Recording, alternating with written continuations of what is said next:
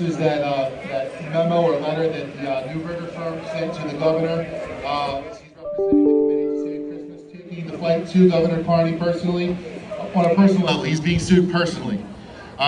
He's got other suits in the works. As part of this letter that he put out, he touched on a couple of different points, one of those being the freedom to assemble. That's in the letter.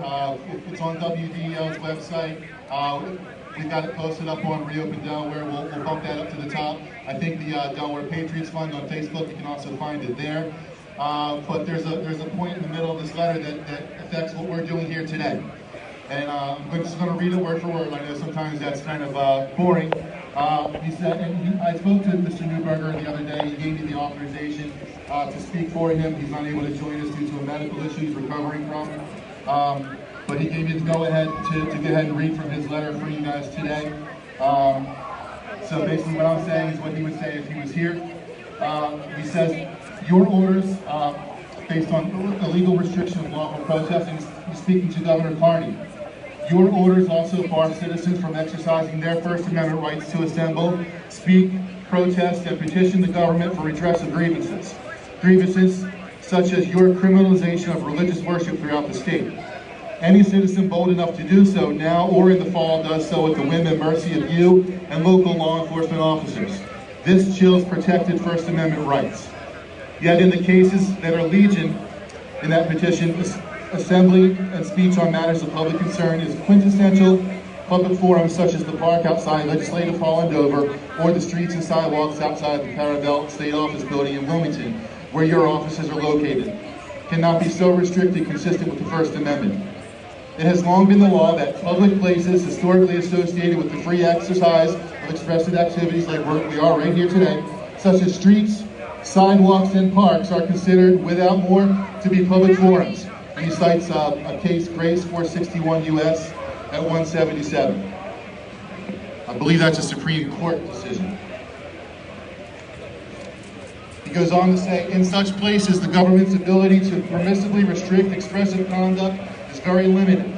The government may enforce reasonable time, place, and manner regulations so long as the restrictions are content neutral and are narrowly tailored to serve a significant government interest and leave open ample alternative channels of communication. He goes on, also on to say, yet the statewide experience with your barring of group protest, and again he's talking to Carney, thus far is anything but even-handed and content neutral. For example, on April 26, 2020, the enforcing authority itself, including numerous Delaware state troopers and Newcastle County police officers, along with more than 100 police and other vehicles, assembled to commemorate the death of a heroic fallen state trooper in violation of your orders. He's talking about the orders of assembly, 10 or more. This law enforcement symbolic speech in assembly was in direct violation of the shelter-in-place order and others of your orders, meaning Governor Carney's. But similar assembly by religiously motivated persons is outlawed. So basically what he's saying is Governor Carney's being inconsistent when it comes to free assembly by the people versus people that he likes or people that are designed or employed to protect him. The other thing that I wanted to say is that he told me to relay to you guys that there is a major lawsuit coming. He'll be announcing it in a few days. One of the largest congregations in Delaware is going to sue the governor. And so you're going to be hearing about that. So I'm announcing that today. I don't think he's put that out there yet. He told me to tell you guys that first. So if you're in the media, you're hearing that first, maybe reach out to Tom Neuberger of the Neuberger firm. But you will be hearing about that later, Governor Carney.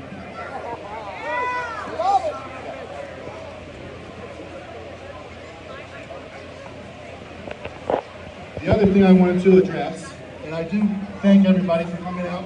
We do thank everybody for coming out, is that earlier this week, and I am very happy, we are very happy to see all the people up and down the sidewalks patronizing these local businesses. That is one of the main things that brought us here to Rehoboth, Rehoboth being the largest of our beach communities. And we are so happy to see all these business owners able to make money once again, to put food on the table once again, to be able to pay their electric bills once again so they can operate. I had a woman earlier in the week from the t-shirt store, T-shirt World, I think it is, right over here, reached out to me and told me her story, that she was unable to turn the lights on, and people weren't allowed in her store to browse, so she would throw her doors open, and because she couldn't pay her electric bill, she couldn't have air conditioning, so the store was dark, and people were walking by saying, "Are you open? What is going on here?" And she relayed that to me personally, so I purchased this hat from her store as soon as I got here. So they're one of the businesses that's open for you guys today. Please patronize all the businesses up and down the street and on the boardwalk and in town that are open today. Okay?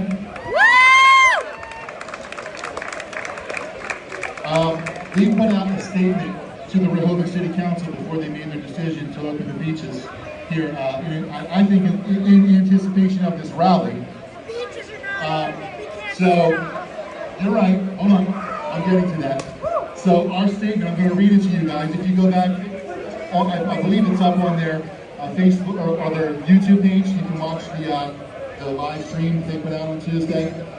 We were able to get our statement read. There were also plenty of business owners and citizens that issued statements. I think there were something like 23 statements or emails that were turned in. There was also live comments afterwards. And the vast majority of those statements, I think by my count, 16, 17 at least, were in favor of a reopening.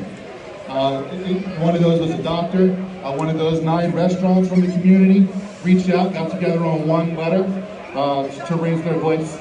We were one of those. So what we had put in that meeting, and what they read live on air, our statement was, Reopen Delaware would like to encourage Rehoboth Mayor Coons and the commissioners to move at least some elements of their Phase 1 plan earlier than June 1st. Specifically the beach, restrooms, which are open. The beach is open for walking, not swimming or lounging, and the farmers market. And the farmers market will be opening 5/19 from 10 to 2. We asked them to open that access so that they may be enjoyed by citizens prior to the Memorial Day holiday weekend. You couldn't do any of this prior to Tuesday. We also said in that statement, we hope that Governor Carney would move to combine and accelerate his Phase 1 to 3 plans in a more logical, reasonable, and accelerated fashion. We believe doing so would benefit business owners and those who wish to vacation in all of our beach communities, lest they drive right past our beaches and spend those dollars in Ocean City. I think we've been a little bit successful. We want to see that success continue.